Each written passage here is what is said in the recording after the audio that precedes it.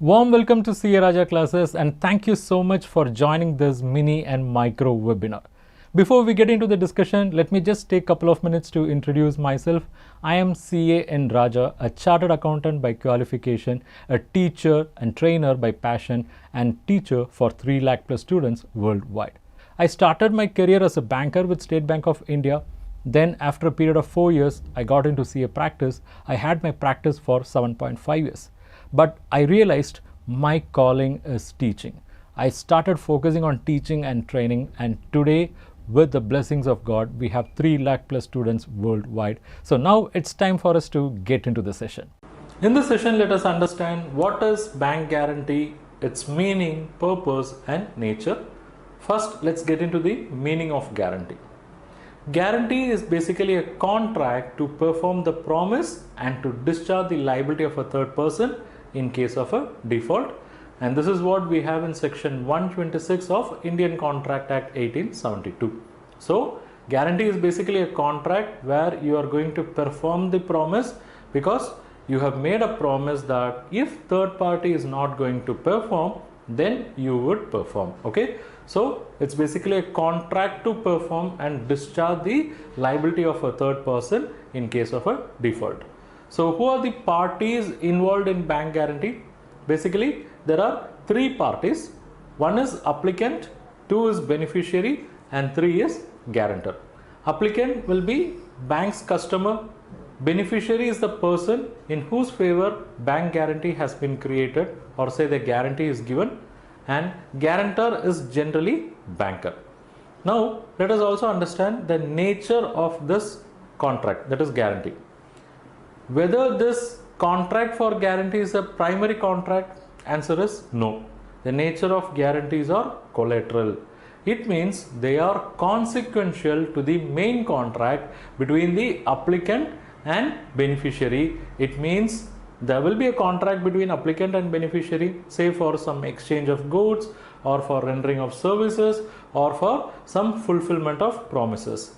And if that contract is not executed, then this guarantee contract comes into picture. That's why we say guarantee is collateral in nature.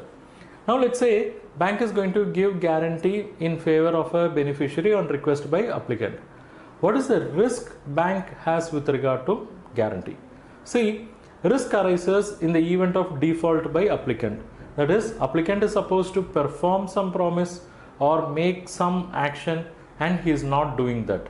Then if the default is brought to the notice by beneficiary, then the guarantor should perform the promise. But if the guarantee is given by the bank, then bank will not perform the promise. Rather, bank will compensate the loss that was suffered by beneficiary on account of non-performance or non-fulfillment of promise, and this compensation by the banker will be restricted to originally guaranteed amount. So understand, very important.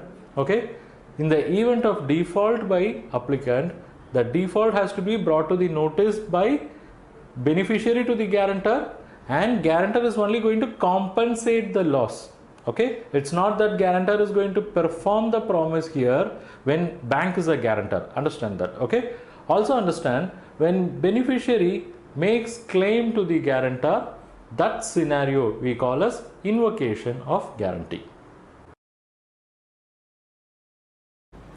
If you are a contractor, you will be getting most of the business by participating in tender.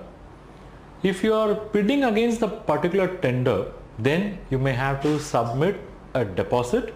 We call it as earnest money deposit. Instead of that deposit, you can also submit a bank guarantee, and that bank guarantee is called as bid bond guarantee, and they will be generally up to 5% of value of contract for which tenders have been invited. And if you look at the expiry date, it will be fixed and it will generally match with the date on which bidding process is expected to be completed and the date on which contract will be signed with successful bidder. Okay, right. So once this bidding process is completed, the bonds will be returned to unsuccessful bidder, and successful bidder will be called to sign the contract. In case if successful bidder is not signing the contract, then the organization which has called for the tender will invoke this bid bond. Okay, so we can say bid bond is more of performance guarantee, and here the assessment is focused on capability of the contractor to take up the contract which he is bidding. Okay, and in general, bidder will win a contract only after bidding many tenders. So it is possible that the number of bid bonds and amount involved in those bids will be beyond the capacity of the contractor if he is going to win all. Okay, so it's okay sometimes despite winning, if he is not taking the contract, it's normal and it's not a worrisome situation. If a contractor has completed his job successfully, let's say to the satisfaction of the employer, then automatically all guarantees should come to an end. But certain employers would try to act safe because they do not want any fault or mistakes to crop up after work completion, and they do not want to suffer any loss. So what they'll do is they will insist on a guarantee for maintenance period. That would be basically the period after completion of the project, and generally it would go up to 1 year.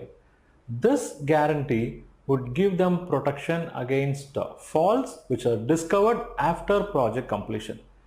When these faults are identified, the employer will call the contractor to rectify, and if the contractor is not going to rectify it, they can invoke the bond, get the money from the bank and get it done by someone else. Okay, so this maintenance bond is generally given for 1 year period, and maximum it will be like 5% of value of the contract. In banking, you will come across customers who are undertaking construction contracts. While these contractors receive payment from their employers, certain percentage of the payment will be retained, and generally it will be like up to 10% of each and every payment. That retained portion is called as retention money.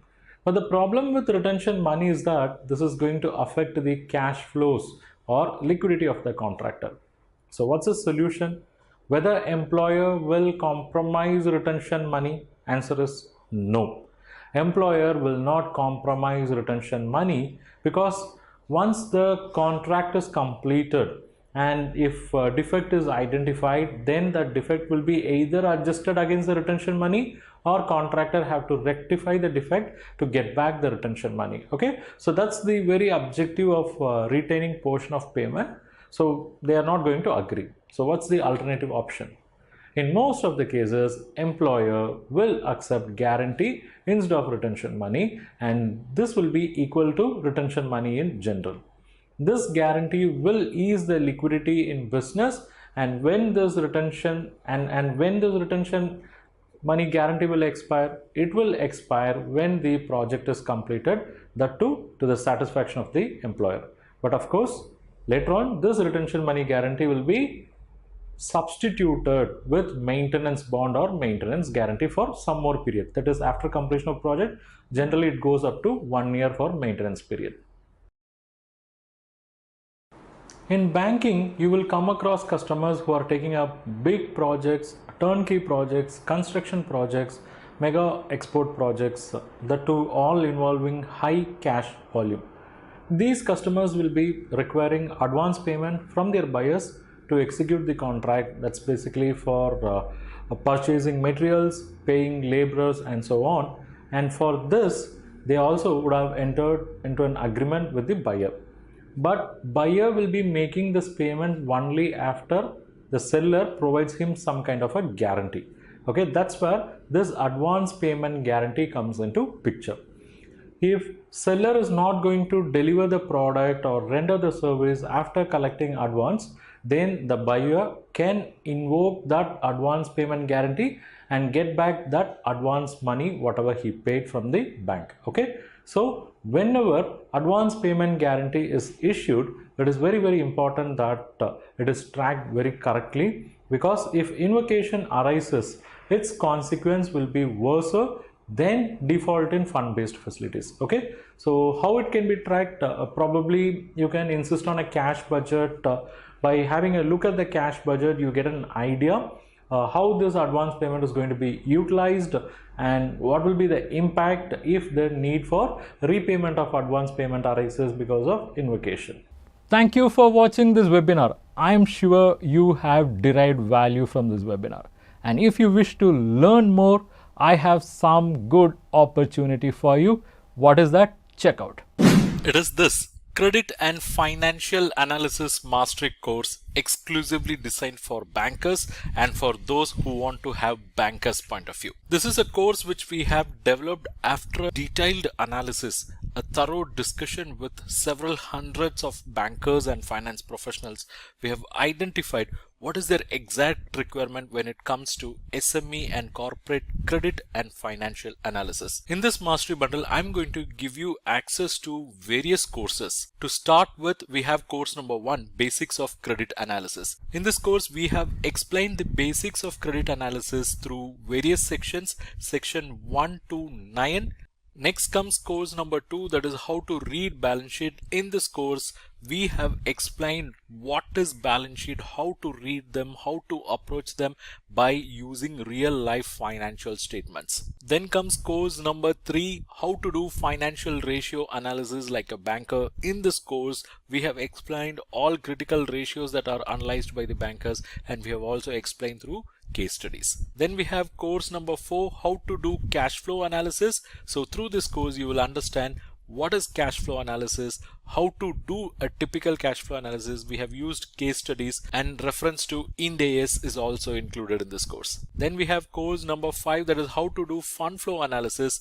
This is a critical financial analysis tool, and in this course you will learn what is fund flow statement, how to analyze them from banker's angle, how to prepare fund flow statement from academic angle as well.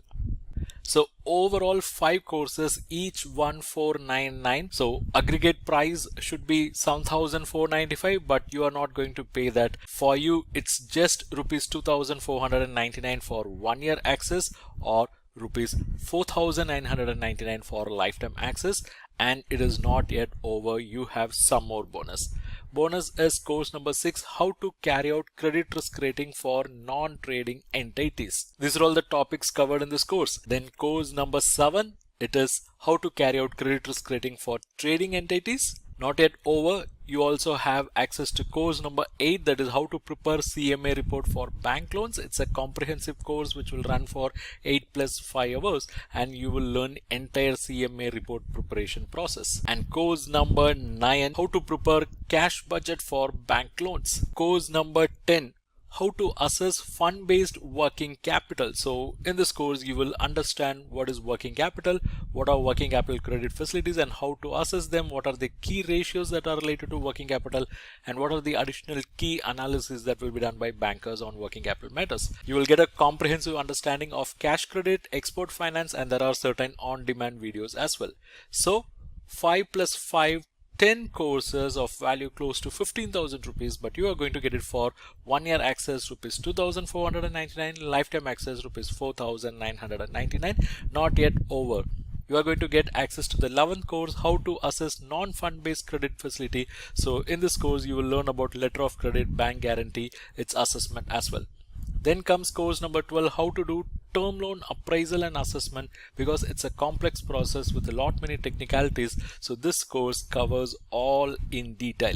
And course number 13, basic elements of loan proposal. So how a typical loan proposal will be, what are the basic elements that are covered in this course. And we have course number 14, case study on credit analysis. Various case studies based on practical experience and discussion with various bankers and finance professionals are included in this course. And course number 15, this is about collateral securities, where you get knowledge about collateral securities. So overall it's 15 courses of value close to 22,485. It's 1,000 plus lectures.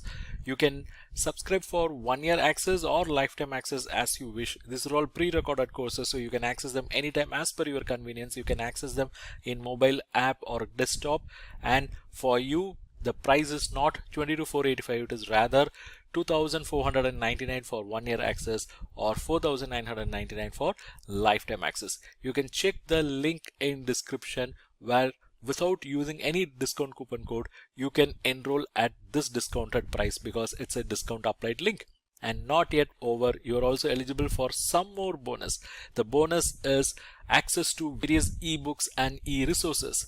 You are going to get access to various financial ratios ebooks, financial management related ebooks. You will get access to financial analysis related ebooks, credit analysis ebooks. Not yet over, you will also get access to other resources like test series, templates, audiobooks, video books, career guidance material, and a bonus resource. Check the link in description and enroll now.